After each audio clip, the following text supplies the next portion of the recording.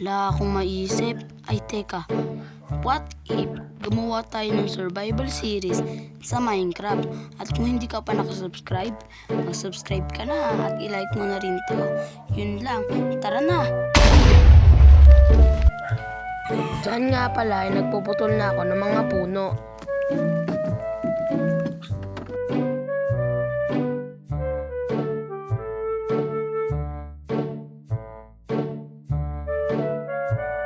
At naisipan ko nga pala mag-craft dito para sa mga sources. Gumawa ng axe, pickaxe.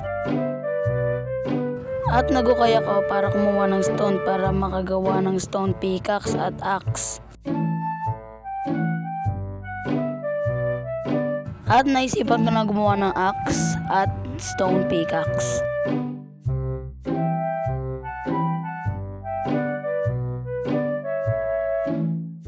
Yan nga pala guys, naisipan ko pumarkour at yun, hindi marunong.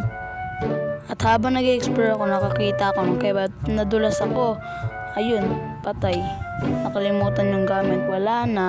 At yung pagkabuhay ko, inaanap ko agad yung gamit ko. Pero guess what? Hindi ko nahanap. At yun, napanatag na lang ako kumuha ulit ng kahoy.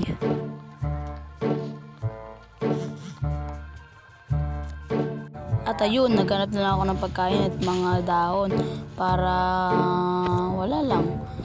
At nakakita nga pala ako ng rito, ng baka. At yun, pinatay ko rin. And wala na ako maisip. At yan guys, naisipan ko ulit mag-parkour dito.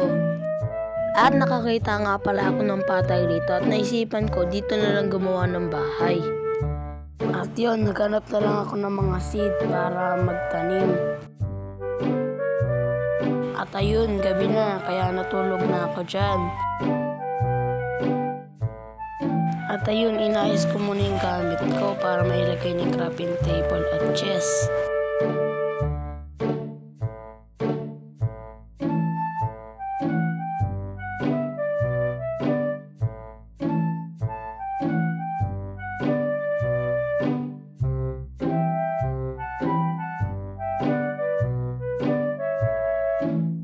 At ayun, naghanap na lang ako ng stone at nakita ko ng copper. At yun, gagawin ko sana tong copper axe at pickaxe.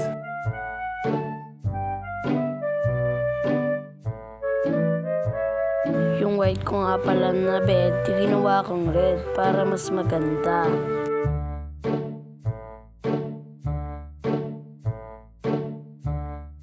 At ayun, gumawa na nga pala ako ng farm dito para din ako mahirapan maghanap ng pagkain.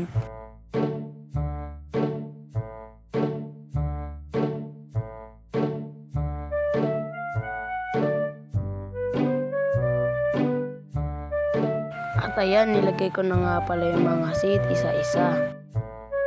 At naisipan ko nga palang kalabanin itong skeleton na to.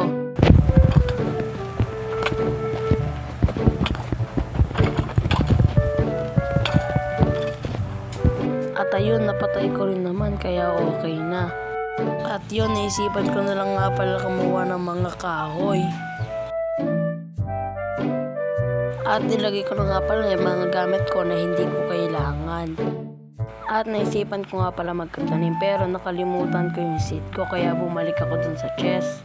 At yung kinuha ko na yung seed, daling-daling na ako pumunta doon. At yun lang, salamat pala sa panonood.